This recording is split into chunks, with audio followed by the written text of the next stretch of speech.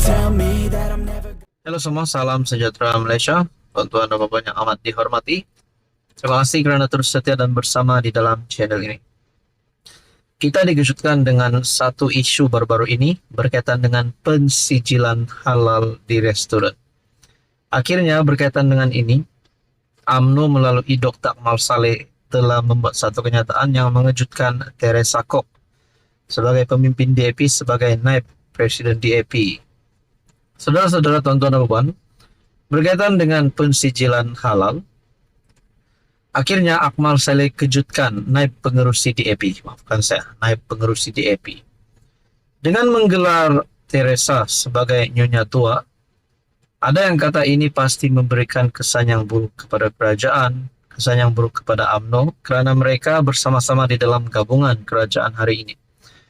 Berkaitan dengan ini, adakah membawa kepada kesan yang buruk bagi PRK Dun Mahkota yang akan diadakan tidak lama lagi? Nah, saudara-saudara, satu perkongsian daripada Syahabuddin Husin bertarikh 9 September. Menggelar nyonya tua kepada Teresa berpotensi membuatkan pengundi Cina memprotes di mahkota. Ketua Pemuda UMNO, Dr. Akmal Saleh, barangkali agak keterlaluan dalam menyerang naib pengerusi DAP, Teresa Kok, sehingga menggelarnya sebagai nyonya tua.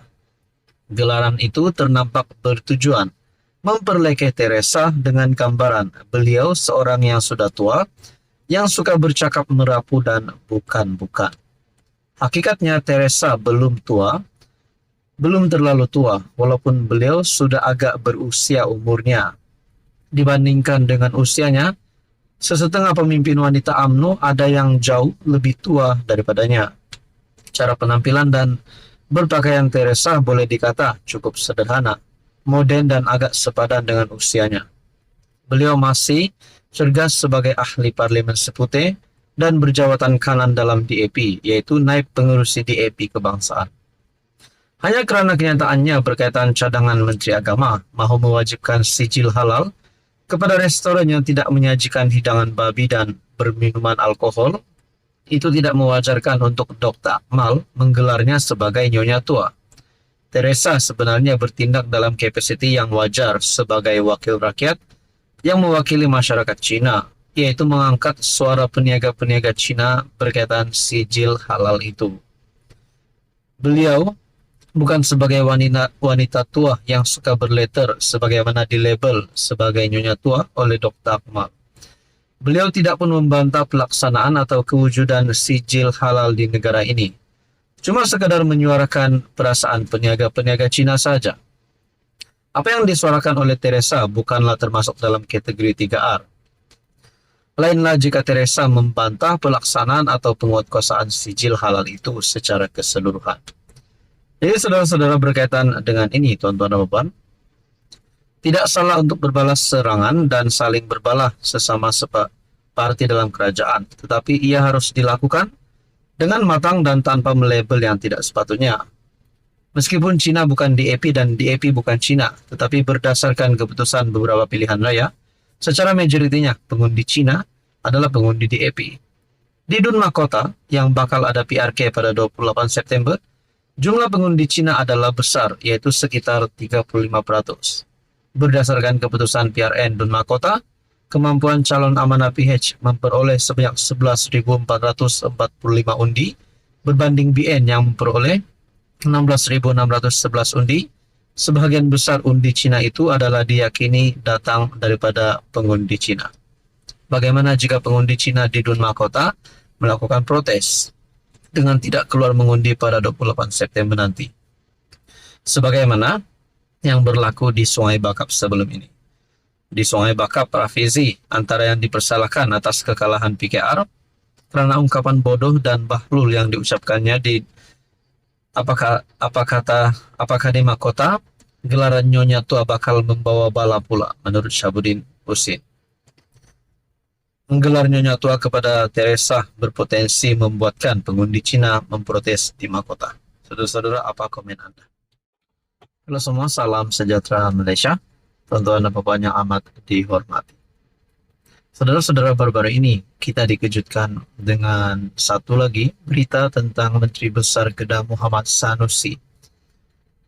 Bukan saja berkaitan dengan perkawinan keduanya ataupun isteri keduanya, tapi juga berkaitan dengan isu REE ataupun kecurian nadir bumi, unsur nadir bumi yang sebelum ini pernah menjadi viral di media sosial.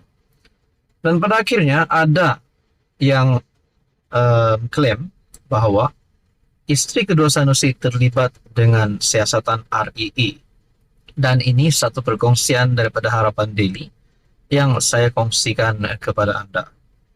Bertarik 8 September 2024. Sanusi tipu bila Nafi, isteri nombor 2, tak terlibat dalam siasatan kes nadir bumi. Menteri Besar Datuk Seri Muhammad Sanusi menipu dengan menafikan penglibatan isteri keduanya, DSP Ceh Intan Subri, dalam siasatan kes nadir bumi di Kedah pada tahun lalu. Semasa penyiasatan tersebut berlangsung, antara individu yang telah ditahan ialah seorang lelaki Cina bernama Ho Chu Meng.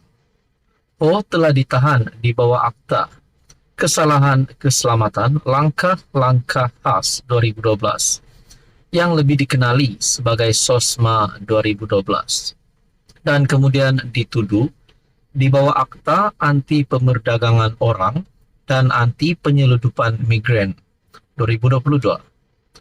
Ho telah mencabar penahanannya di bawah SOSMA menerusi permohonan habeas corpus dan menamakan Ceh Intan sebagai responden. Kes tersebut telah didengar di Mahkamah Tinggi Alor Setar dan Ho diwakili oleh barisan peguamnya Nizam Bashir Abdul Karim, Malik Imtiaz Sarwar, K. Shanmuga, Ki Hui Yi, Amir Ashraf Azuddin, dan Lim Yovini. Ceh Intan pula diwakili Abdul Syukur Ahmad dan dari Syukur Baljit and Partners. Hakim Mahkamah Tinggi Shahnaz Sulaiman memutuskan bahawa kegagalan memaklumkan waris tahanan di bawah Seksyen 5(1) Akta SOSMA bercanggah dengan keperluan prosedur yang disebut di bawah akta sama. Meskipun permohonan writ habeas corpus dibuat dalam keadaan Ho tidak lagi ditahan, ini tidak menjadikan permohonan tersebut akademik dan ia perlu didengar oleh mahkamah, kata Shahnaz. Melalui perkongsian daripada harapandaily.com. Ringkasan kes ini boleh diperoleh dalam CLJ Bulletin 46/2023. Melalui tajuk artikel ini, Sanusi tipu bila Nafi isteri nombor 2 tak terlibat dalam siasatan kes nadir bumi. Saudara-saudara, tuan-tuan dan puan, adakah benar Sanusi menipu ataupun ini pasti menjadi satu persoalan yang besar bagi kita semua? Tuan-tuan dan puan, apa komen Anda?